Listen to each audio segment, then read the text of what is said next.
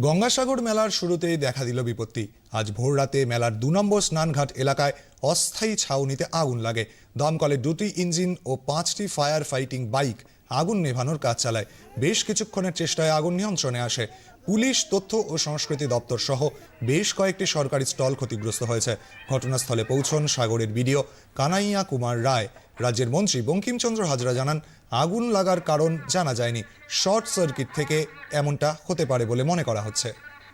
এটা short circuit থেকে হয়েছে। আমাদের হাইমাস যে লাইট আছে তার থেকে বোধহয় কোনো একটা কানেকশানের এর জন্যই এটা হয়েছে।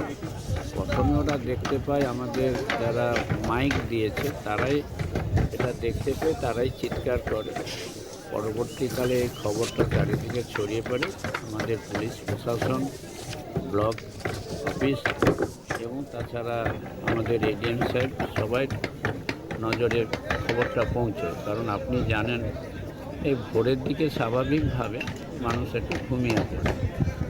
কিন্তু ফায়ার ব্রিগেড আজকের যে কাজ করেছে, যে উল্লেখযোগ্য কাজ করেছে, আমি তাদের কর্মচারীদের, ফায়ার ব্রিগেডের কর্মচারীদের আমি আন্তরিক ধন্যবাদ, কৃতজ্ঞতা না জানিয়ে পারছি।